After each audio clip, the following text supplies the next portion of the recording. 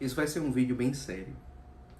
Cristo nos ensina que nós devemos perdoar outras pessoas como nós somos perdoados. E infelizmente algumas pessoas passam por feridas profundas e elas dizem que não conseguem perdoar. Nesse vídeo eu quero te ajudar a entender o que é que realmente significa o perdão. E para isso, eu só peço que você curta o vídeo, se inscreva no canal. Fazendo isso, você vai me ajudar a alcançar mais pessoas. Como eu disse, algumas pessoas alegam que não conseguem perdoar. E às vezes isso envolve uma confusão, um engano sobre o que é o perdão. Existem 4 enganos mais comuns sobre o perdão e que podem, em algum momento, impedir que esse perdão aconteça. O primeiro engano, que é muito comum, algumas pessoas acreditam que perdoar significa esquecer. Essa é uma das coisas mais comuns. E quando alguém diz, eu não consigo perdoar, no fundo, grande parte dessas pessoas querem dizer, eu não consigo esquecer. E isso é falso, se nós tomarmos a palavra esquecer no sentido mais comum, mais corrente da palavra. Ou seja, deletar aquilo da memória. Nós só conseguimos esquecer coisas que nos feriram de maneira superficial. Mas feridas profundas, nós realmente, normalmente não conseguimos esquecer. Pessoas que sofreram danos profundos, carregam esses danos, às vezes por anos, sem conseguir esquecer que passaram por aquilo. Às vezes não conseguem esquecer nunca em suas vidas. E você pode dizer que perdoar significa esquecer apenas se você tomar isso num sentido qualificado da palavra. De não alimentar mais a lembrança dolorosa, de não dar a essa lembrança dolorosa uma atenção aprisionadora, de não se entregar à amargura. Isso nós podemos decidir. Mas esquecer não é uma decisão que nós podemos tomar. Quando alguém diz eu não consigo perdoar, o mais comum é isso, que significa eu não consigo esquecer. E portanto que a memória continua trazendo dor. Mas somente feridas superficiais são esquecidas assim. Embora ser capaz de respirar sem o fantasma da memória má, encontrando resolução para aquilo que aconteceu, seja muito bom e parte do nosso crescimento, perdoar não significa esquecer. Talvez daí venha um mito que algumas pessoas alimentam de que no paraíso, na vida eterna, nós vamos esquecer de tudo que aconteceu aqui nesse mundo. Como se fosse preciso esquecer para perdoar. É claro que aqueles que partem dessa vida se lembram, sim, daquilo que sofreram, daquilo que passaram, mas lembram agora com um amor desimpedido de Deus. Imagine, por exemplo, aquilo que aconteceu na África do Sul, no Apartheid, ou em outras tragédias da história da humanidade, em outros grandes crimes que afetaram nações, que afetaram etnias, que afetaram povos. Diante de grandes crimes assim, nós não podemos simplesmente dizer, passou, vamos esquecer e seguir em frente.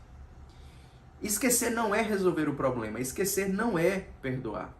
Na realidade é fácil para aquele que cometeu crime em algum momento esquecer, mas para quem sofreu não é tão fácil assim.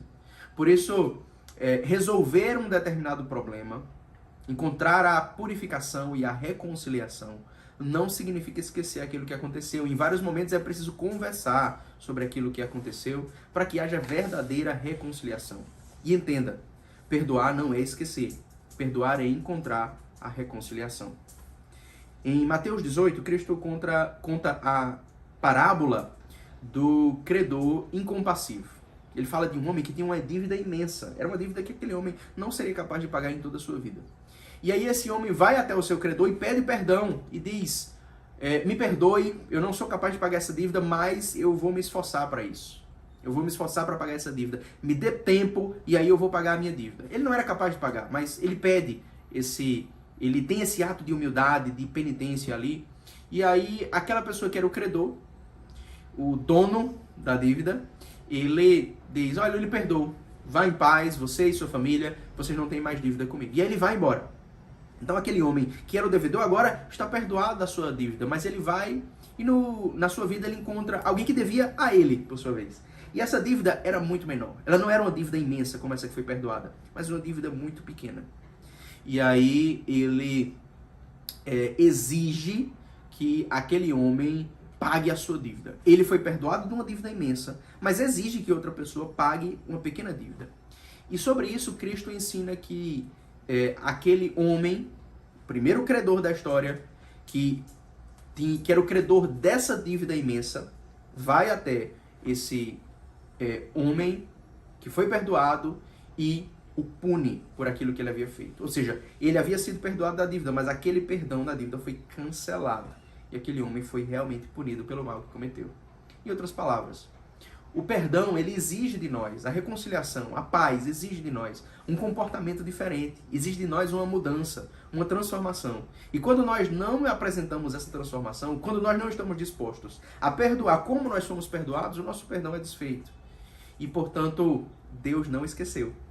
Essa palavra, uma das coisas que ela nos ensina é que Deus não esquece aquilo que nós fizemos. Embora Ele lance essas dívidas no mar do esquecimento, como algumas pessoas gostam de dizer, ou seja, Deus lança em alguns textos da Bíblia ao mar, e em outros textos da Bíblia Ele lança ao esquecimento, ainda assim, Deus sabe que nós fizemos aquilo. E se nós não nos arrependermos, se nós voltarmos ao mal, Ele vai se lembrar sim daquilo que nós fizemos. Então, deve existir, por parte da pessoa perdoada, um esforço por manter a convivência, por levar uma nova vida, mostrando um arrependimento real, uma penitência real, uma transformação real. E, portanto, aquela pessoa que é perdoada da dívida precisa fazer o que pode para compensar o mal que foi feito e para encontrar reconciliação. Então, perdoar não significa esquecer. Em segundo lugar, perdoar não significa conviver. Esse é um engano muito comum. Muita gente acha que para perdoar nós precisamos voltar a conviver. E aí quando as pessoas dizem eu não consigo perdoar, o que elas querem dizer é isso: eu não consigo conviver com aquela pessoa. Eu não consigo estar no mesmo lugar que ela, eu não consigo viver junto dela.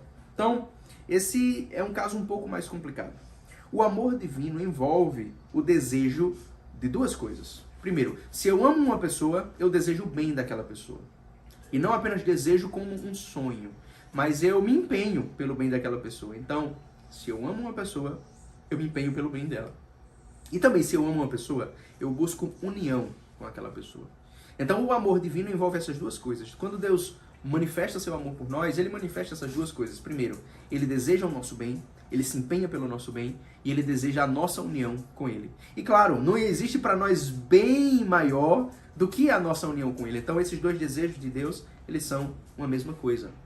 E nesse sentido, quando nós amamos outras pessoas, isso envolve desejarmos a união e a reconciliação com essas pessoas. Se eu amo uma pessoa, eu não desejo apenas que ela fique bem. Eu desejo união com essa pessoa em Deus. Mas, no mundo marcado pela maldade, pelo pecado e por mil dificuldades que afetam as relações humanas e a comunicação, nem sempre a união ou a busca da união significa presença física, proximidade e convívio. Em alguns casos, o convívio pode ser mal, não só para a pessoa que sofreu aquele mal inicialmente feito, mas também para a pessoa que praticou o mal, porque pode reforçar o hábito do pecado já cometido. E isso exige cuidado, isso exige atenção pastoral, e isso exige um processo. Pode ser que duas pessoas, onde houve uma relação assim, muito abusiva, onde uma pessoa feriu a outra de uma maneira muito profunda, elas precisem passar um tempo fisicamente separadas, para que aquilo tenha tempo de encontrar, para que as pessoas tenham tempo de encontrar tranquilidade, que tenham tempo de encontrar paz. E, portanto, a ferida pode sim levar um tempo para ser sarada. Não é muito fácil e muito rápido esse processo, mas é um processo que, pela graça de Deus, nós somos capazes de enfrentar. O terceiro engano, que tem a ver com essas duas coisas que nós mencionamos, mas que na realidade é quase o oposto a elas, é de que perdoar é apenas uma decisão. Nos dois primeiros casos, os dois primeiros enganos, parece que o que nós estávamos colocando é uma grande dificuldade, a dificuldade de esquecer, a dificuldade de conviver. E agora nós falamos de algo que parece ser muito fácil. Perdoar é só tomar uma decisão. Basta decidir perdoar e o perdão já está feito. Querer perdoar já é o começo do perdão. Então, tomar a decisão de decidir perdoar uma pessoa é uma decisão importante. Isso é uma decisão que nós devemos tomar. A decisão de perdoar. Mas decidir perdoar não é a mesma coisa que perdoar. Decidir mostrar misericórdia não é a mesma coisa que mostrar misericórdia. É o começo, mas ainda não é todo o processo. Ele precisa ser consumado.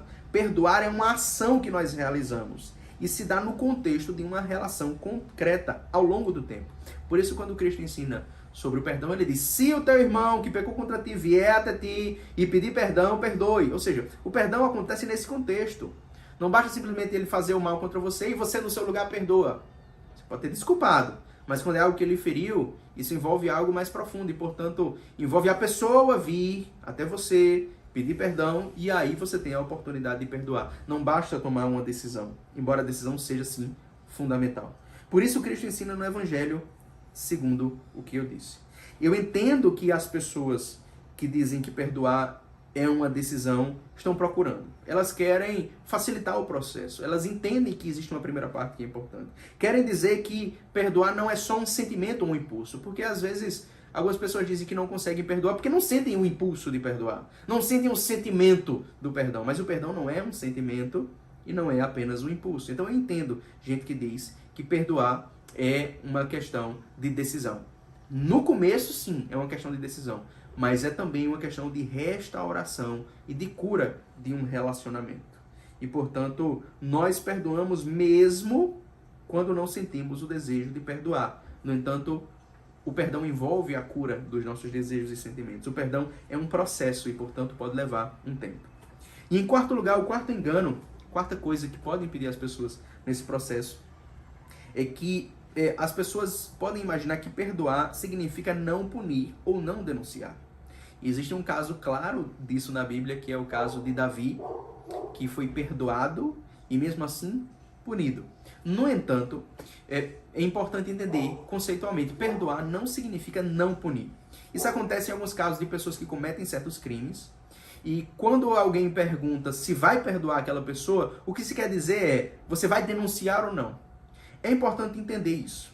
Quando se trata de alguém que habitualmente pratica o mal, ou quando alguém que ameaça praticar um mal muito severo e muito grave, permitir que essa pessoa saia impune é permitir que essa pessoa cometa o mesmo mal contra outras pessoas. E o que significa lhe dar a oportunidade para ferir sua própria alma, ou seja, para ferir a si mesmo e a outras pessoas. Portanto, muitas vezes não denunciar, não punir, não expor aquilo que foi feito diante das autoridades cabíveis é contribuir com o mal. E nós não devemos contribuir com o mal. A cura daquela pessoa que cometeu o mal envolve muitas vezes o processo no qual ela tem que ser responsabilizada por aquilo que fez, mesmo que numa medida menor, quando é uma ferida menor. Mas existe a necessidade de que as pessoas sejam responsabilizadas. Isso nos traz de volta aquele caso do apartheid. Não basta esquecer, é preciso sim responsabilizar. As pessoas precisam entender sua responsabilidade. E parte do processo de pedir perdão é entender: eu sou responsável pelo mal que eu fiz e, portanto, eu devo procurar me emendar, transformar a minha vida e encontrar um tempo novo. O perdão é reconciliação, é cura do relacionamento. É uma manifestação do amor de Deus que deseja a nossa união. Espero que você tenha gostado desse vídeo. Se você ainda não fez isso, se inscreva no canal, curta o vídeo, compartilhe com outras pessoas, comente se você tem alguma história de perdão que você acredita que é inspiradora. Deus te abençoe. Em nome do Pai, do Filho e do Espírito Santo.